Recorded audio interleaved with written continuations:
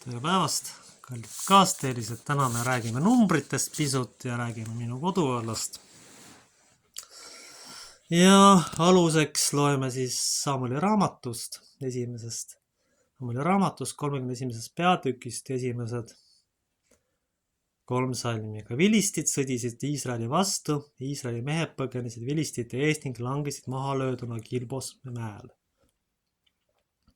Ja vilistid tungisid kallale Saulile tema poegadele, vilistid lõid maha Joonatan ja Abinadai ja Malis-Kuia, Sauli pojad.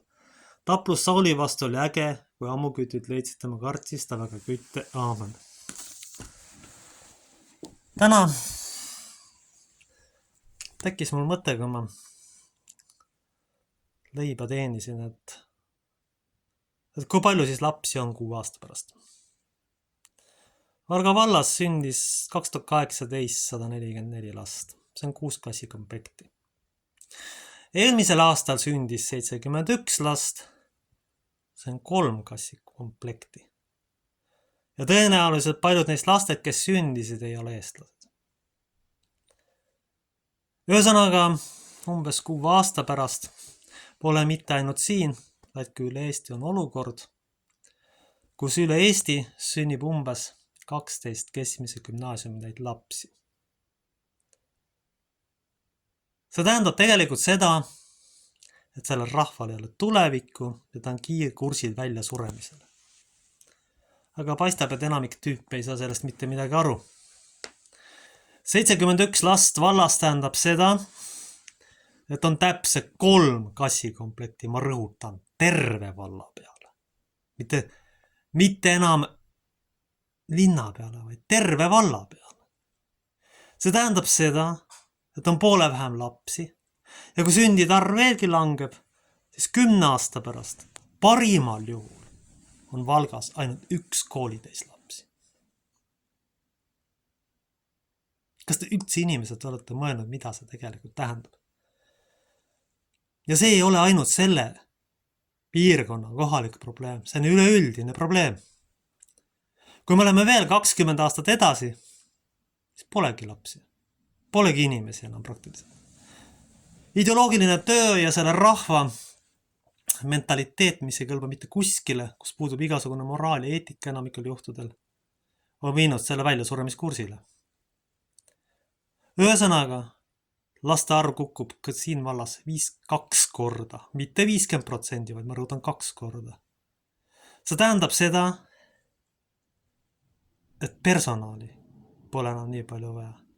See tähendab tegelikult seda, et inimestel tekib üldse küsimus, et kuhu neid lapsi panna. Nüüd sõltub kõik sellest tegelikult, milline selleks ajaks hariduse kvaliteet. Milline on juhtimine, milline on suhtumine inimestesse. Aga mulle tundub, et keegi ei viitsigi lugeda statistikalehti, vaid elatakse mingisuguses oma mullis. Kallid inimesed, poole vähem lapsi tähendab seda, et teie pearaha langeb 2 korda. Et tuleb hakata kerjama toetusi riigi käest, kes seda tõenäoliselt ei anna. Seda tähendab see. Ja tähendab tegelikult seda üle-eestilist probleemi rahva kui sellise väljasuremisest. Ja kui me arvestame seda, et nagu ma olen kuulnud, et selles linnas on kõige suurem sündimus just teistest rahvustest inimestel, ühte tähendab see kindlasti Eesti ja uri kultuuri ja mentaliteedi väljasuremist 10 aasta jooksul. Eesti muutub totaalseks vähemuseks omal maal, kellel ei ole mitte mingit tulevikku. Eesti noorte idealism, eestlase idealism ja rumal tähenärimine on viinud tegelikult rahvuse katastroofilise seisundisse. Olen küsinud endalt, miks Jumal on otsustanud selle rahva lihtsalt otse ära kuristada. Nad on mõnitanud Jumalat, nad on narrinud teda ja aranud Jumala tegema nende endi tahtmist. Seda ei ole. Jumal ja loodusseadused tootavad kõik armutult nende vastu, kes teda mõnitavad ja kes tema unustavad. Ainuke pääsetee oleks veel totaalne meeleparandus. Aga seda ma mitte kuskilt ei näe, pigem näen inimeste mitte hindamist, mõnitamist, ülekorrumist ja orjaks tegemist. Ja 6 aasta pärast on juba tegemist väga tõsise kriisiga. See tähendab tegelikkuses sellist olukorda, et lapsi ei ole.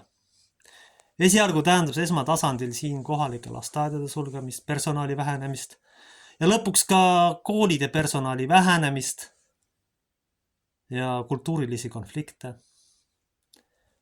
Ja selles valguses paistavad kõik muud otsused, mis on kas suunatud ühte või teistpidi laste vastu, lollid, idiootsed, andke andeks.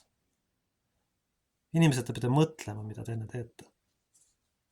Kui te ei suuda lihtsalt statistikast järeldusi teha, ma küsin, mille eest te hariduse üldse saite? Mille eest? Kui midagi 2 korda vähendab, tähendab see ühiskondliku kriisi või lausa katastroofi. Te arvate, et 6 aastat on kaugel? Ei, see läheb väga kiiresti. Ja siis on meil tõeline probleem. Siis on tegelikult see probleem, et Eesti kultuuri ei ole. Ja 10-15 aasta pärast pole üldse mitte midagi enam, mis vähegi meenutaks veel ugri või Eesti kultuuri. Kui praegune võim kuskil võimule jääb, siis tähendab kindel tee välja suremisse.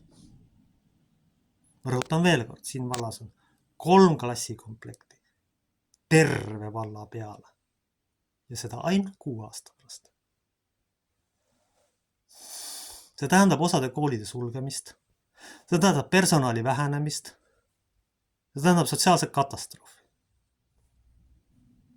Ja selle peale nagu keegi ei paista siin mõtlevad. Kõik elaks justkui ainult tänases päevas. Ja see on üle-eestiline probleem. See kinnitab veel kord seda, et minu tehtud prognoosid olid isegi kunagi liiga optimistlikud. Rahvas surrab niikuinii välja. Siin ei ole mentaliteeti, elujõudu ega midagi, kui te tahate üldse midagi muuta. Ärge valige praeguseid tüüpe, kes seal kuskil võimu juures on. Need on ka sellele otseselt kaasa aidanud. Ma rõhutan veel kord. Sündide arv kukub see aasta alla 8000. See tähendab seda, et Eestis tekib varsti demograafiline katastroof, mitte kriis, vaid katastroof, kus umbes 18 aasta pärast ei olegi sündijaid. Sünnitajaid esiteks. Ja meil ei tohi unustada seda, et enamik nendest sünnitajatest slaavi taustaga. Eesti kultuur kaob üldse. Keel võib veel mõnda aega säilida, aga ka sellele ei ole pikka pidu. Need kallid inimesed peate ärkama, sest varsti on päris hilja ja siis pole mitte midagi enam teha. Kui üle Eesti langeb laste arv 50% ja kui Ääremaal langeb see 50%, siis see tähendab juba demograafilist katastroofi. Ei rohkem ega vähem. Ja kui te seda ei suuda mõista, siis on see teie probleem. Ja ma küsin üldse, millest te siis üldse inimesed aru saate? Kohutav õudus, mis on siin juhtunud. Ja kui silmaklappidega globalistidele kasulikud idioodid joostakse ringi ja aru ei saada, mis toimub. Tegeletakse probleemidega, mis tegelikult ei ole probleemid ja päris probleem, mis tähendab otseselt rahvastiku väljavahetamist, see protsess niikuinii õnnestub, nagu ümberringi vaadata. Sellega ei tegele mitte keegi. Sest teil ei ole piisavalt mõistust, ei suuda 1+1 kokku panna. Ugri kultuuri ja slaavi kultuuri liitmine toob kaasa katastroofi. Ühtegi slaavlast ei saa teha orjaks ja sellest tuleb varem hiljem sõda. Kas me tahame seda või mitte? Selle kursi jätkudes pole kindlasti tulevikku. Ei sellel vallal ega kogu oblastil. See on kohutav katastroof. Igasugused tühiste probleemidega tegemised ei lahenda põhilist probleemi. Inimesi varsti ei ole. Lapsi varsti lihtsalt ei ole. Igasugune meediapropaganda sõjast on ka viinud selle ääre peale, ka selles otseselt kaasa aitanud sellele. Ma loodan, et teile jõudis pärale. Sest kui see jutt ka pärale ei jõua, siis võiks üldse kahelda teie adekvaatsuses. Aamen.